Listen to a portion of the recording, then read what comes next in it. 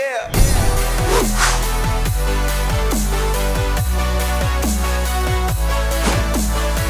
The Big Ten is back. And our game of the week is not just a ranked versus ranked matchup within the conference, but it is also the nation's oldest trophy game, as Michigan and Minnesota will be squaring off on Saturday night, the winner taking home the Little Brown Jug. So welcome back to the Gridiron Expert, breaking down everything you need to know for arguably the biggest and best game of Week 8, as the 18th ranked Wolverines travel to Minneapolis to take on the 21st ranked Minnesota Golden Gophers. We're going to touch on everything in this game. A little bit of history between the two rivals. We're going to touch on the offense and the defense and who we have winning this game on Saturday night. A fantastic way to kick off this Big Ten football season. So let's start with a little history here. We mentioned that this is the oldest trophy game in college football. Michigan and Minnesota met annually. They played each other annually every year from 1929 to 1998. And Michigan has dominated this series, guys, leading it 75-25-3. 75 victories, guys. They've won basically 75% of the games against the Golden Gophers. That's pretty unreal. It's a pretty lopsided rivalry here. Minnesota hoping to change things a little bit. They'll never catch up, but they're hoping to just add a couple more wins to that record in the following years. These two teams have not met since 2017, and it should be noted that Minnesota has not won at home. Get this, Minnesota has not defeated Michigan in Minneapolis since 1977. That's unreal. It's unreal how lopsided the rivalry is. It's unreal that Minnesota has been able to win in Ann Arbor a handful of times, but has still been unable to defeat Michigan at home. So you take a look at this game, guys, a ranked versus ranked matchup here, one where the Wolverines are actually favored on the road by about 3.5 points. The Wolverines an early 3 to 3.5 point favorite. That spread, guys, brought to you by betnow.eu. Make sure to check that link down in the description below. We've had a couple guys sign up already, and we really appreciate that because the best betting site out there. We use it. We've got a lot of other guys that use it. We've loved partnering with them for over a year now. They've got the best spreads. You can find some really, really good ones over there and some great opportunities for any of your betting needs. World Series betting, college football betting, NFL, whatever you want, BetNow is the place for you. So make sure to go check it out in that link down in the description below. Use our promo code GRIDIRON for that 100% sign-up bonus and then $1,000 cash bonus as well. So you do not want to miss out on that. We go into this game, and as we all know, this is the start of the Big Ten college football season. We don't have anything to base off of these teams. We don't have any games in 2020 where we can say Michigan's done this, Minnesota's done this. Look at the numbers. All we have to look at is what these two teams did last year and who these two teams are bringing in to Saturday night's game.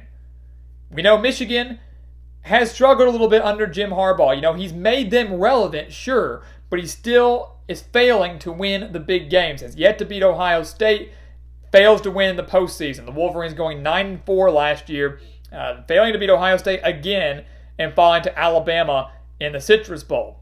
Minnesota, on the other hand, PJ Fleck doing a fantastic job with the Golden Gophers. They started 9-0 in 2019. 9-0. They were legitimate college football playoff contenders. They finished the year a historic 11-2 with that victory over Auburn in the Outback Bowl.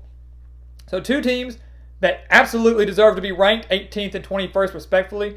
And you look at these two teams, guys, these are absolutely two Big Ten title contenders. I would say Minnesota actually has a little bit of an easier path, them being in the West, their biggest threat being Wisconsin, Michigan being in the East, having to face off against not only Minnesota, but Ohio State and Penn State and guys like that. Michigan State no longer really that big of a threat. So you look at Minnesota, I think they're in a better spot than Michigan, and they're in a better spot here because they have home field advantage. But will that play a factor, and will that be enough to give the Golden Gophers their first home win since 1977 over the Wolverines? We'll take a look at their offenses first. I want to start with Michigan here. We always start with the visiting team. Going into this season, there were a lot of questions around Michigan. who was going to be quarterback. There was this quarterback battle going on between Dylan McCaffrey and Joe Milton. And as we mentioned in our Week 8 predictions video, that decision was made much easier for the Michigan coaching staff, for Harbaugh and Josh Gattis, because Dylan McCaffrey chose to opt out. The guy who was fighting for this job chose to opt out, which means it's the Joe Milton show. It is all up to Joe Milton. He is the quarterback going into Saturday's matchup. He is going to be the quarterback for Michigan in 2020. Milton's a junior, but he's only attempted 11 passes in his career at Michigan. 2 of those attempts resulting in interceptions, so not too great. Although he hasn't seen the field that much anyways. So that's something to look at here, though. But if you know anything about Joe Milton, if you've watched him in practice, if you've watched him in the limited time we've seen in actual game action, you know that he's got a great arm. A little bit of dual threat capability in there, but he's got a heck of an arm. This guy can sling it. This guy can sling it. And Josh Gattis and Michigan have got to be able to create opportunities for him to get the ball out, for him to use his arm strength and his arm talent. You know, this is a quarterback that maybe we haven't seen from Michigan in a very, very long time if they know how to use him properly. You know, Michigan was averaging 31.7 points per game last year. Those numbers maybe a little bit skewed because they really hit their stride after that Penn State loss. You know, you really saw a turn for the better for Michigan after they nearly came back and beat Penn State in Happy Valley. They really dominated offensively and defensively for the remainder of the season outside of that Ohio State and Alabama game, which some would say obviously were the most important games of the year. You also look at Michigan. They lose a couple key starters. They lose a great wide receiver in Nico Collins. He is choosing to opt out. So when you lose one of your biggest and best wide receivers with a brand new quarterback, doesn't necessarily add up as a recipe for success. Collins is out. 4 of the 5 offensive linemen do not return for Michigan from last year. So you've got a very inexperienced front. You lose one of your best wide receivers, which means that Milton's going to have to rely heavily on Ronnie Bell, who had 758 reception yards last year, and he might lean a little heavily on the 2 running backs that Michigan has. Really, the 3 running backs that Michigan has. You've got Zach Charbonnet, who rushed for 726 yards and 11 touchdowns last year as a freshman. You've got Hassan Haskins, who added another 600-plus yards and 4 touchdowns.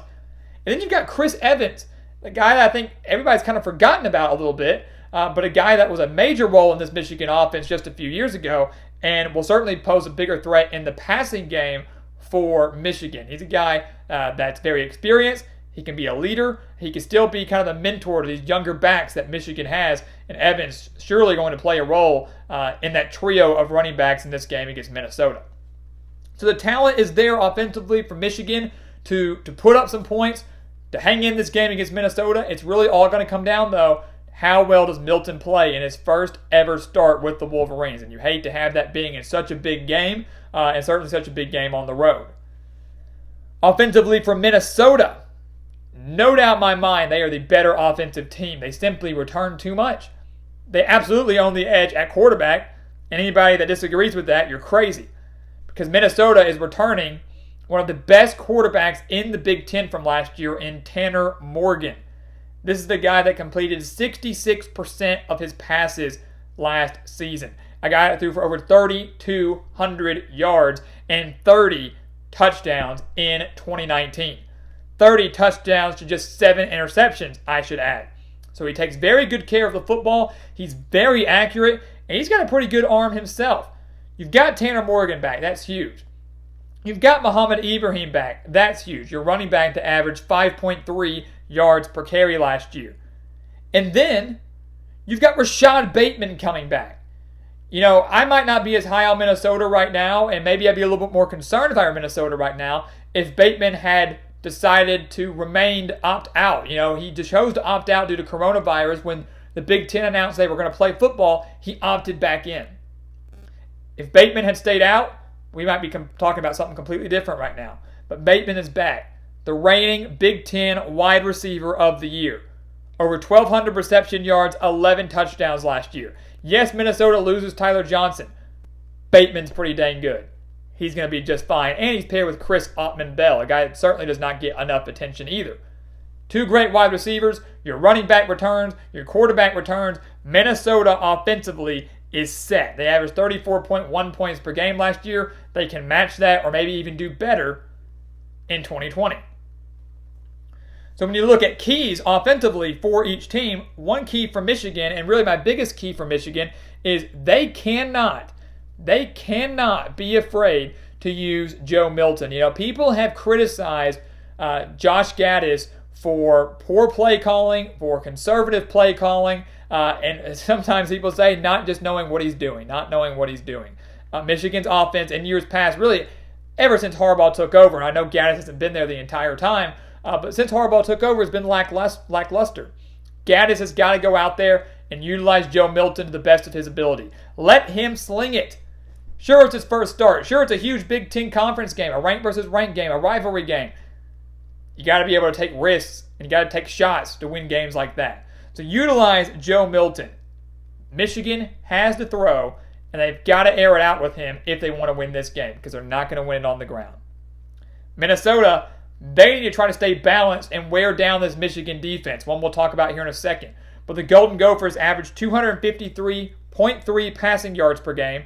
Great mark by Tanner Morgan. They averaged 178.7 rushing yards per game. And in the Big Ten, averaging over 175 rushing yards per game, that's pretty dang good.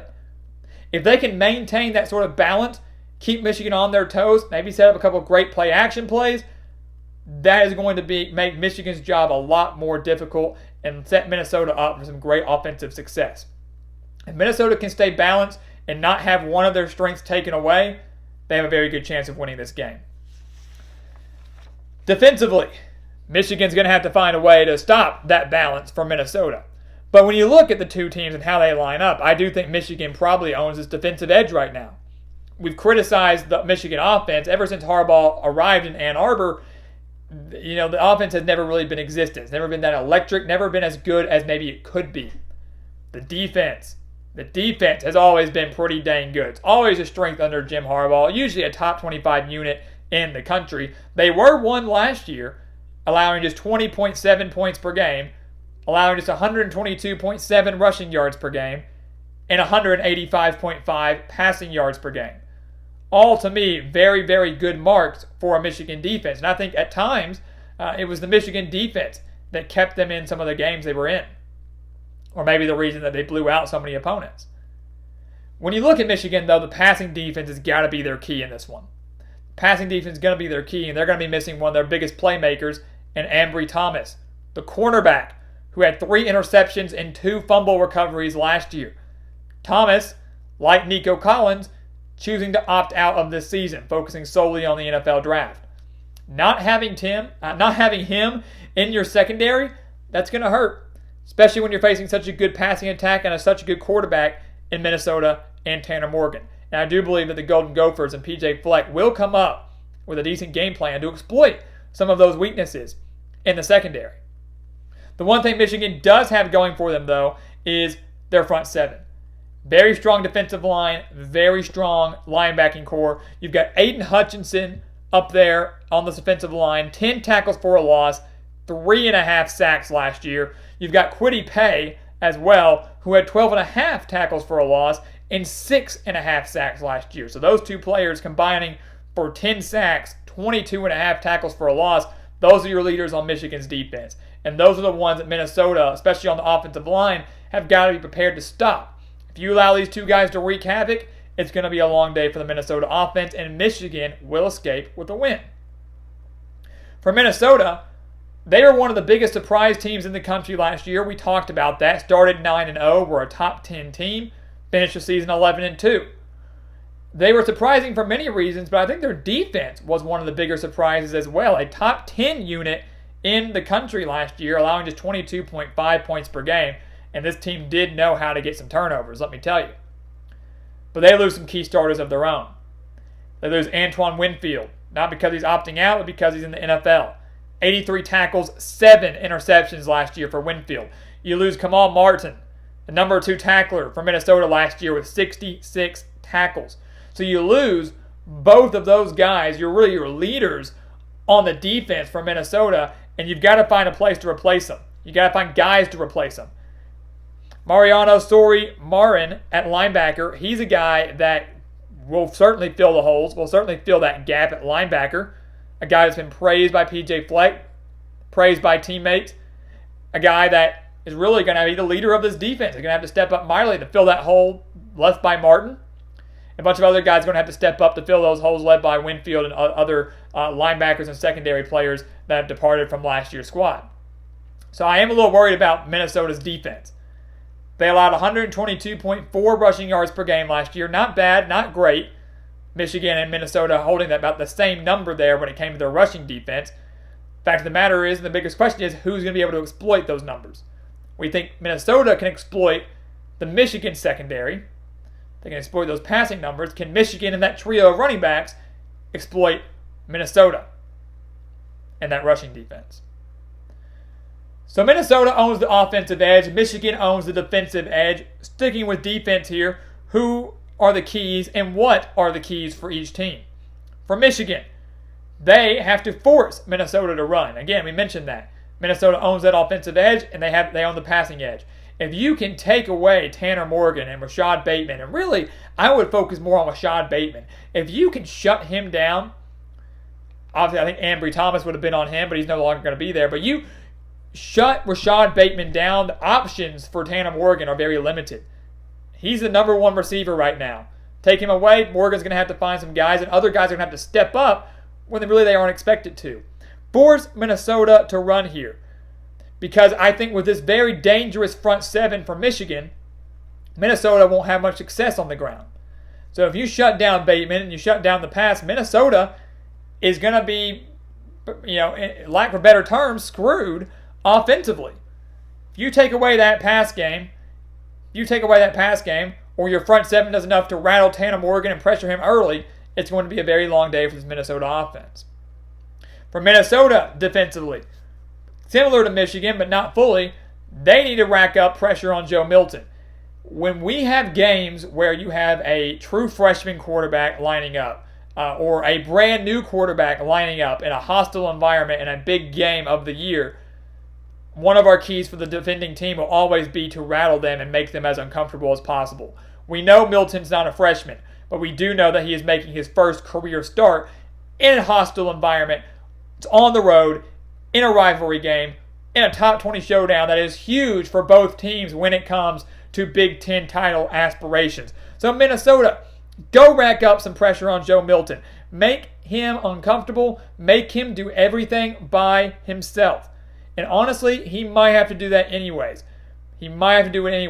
Because if Michigan doesn't get much going on the ground with that trio of running backs as we mentioned, Michigan does not have enough big wide receivers to help Joe Milton out. Losing Nico Collins is huge. If he was there, maybe I'd be speaking a little bit differently here. But when you lose a big wide receiver like that, the options for Michigan are very, very slim. The options for Joe Milton are slim. So Minnesota has got to go in there and pressure him and make Joe Milton play the full 60 minutes, basically feeling like he's the only guy on Michigan's offense. That's what they need to do. And that's what the defense needs to do if they want to win this game. So who is going to win this game? The Little Brown Jug. Longest, oldest trophy game in college football. Number 18, number 21 in Minneapolis, a place where Minnesota has not defeated Michigan since 1977. What's going to happen Saturday night, primetime ABC? The boat will continue to row. We're picking Minnesota. This is a Minnesota team. We've said it before. We'll say it again. I feel they're very severely disrespected. When the first AP poll came out back in August, they weren't even ranked. Then the first time they added Big Ten and Pac-12 schools back into the rankings, they weren't ranked. That blows my mind because they should be. With the amount of talent they have coming back, with the season that they had last year, with the coach that they have in PJ Fleck, they deserve to be ranked. They deserve more recognition. And they, on Saturday, are going to beat Michigan and start showing people that they deserve their respect, that they are legitimate Big Ten title contenders. And who knows, if things go their way, maybe you could throw them into the college football playoff mix as well. They were there last year. It's not that far-fetched to think they could do it again this year.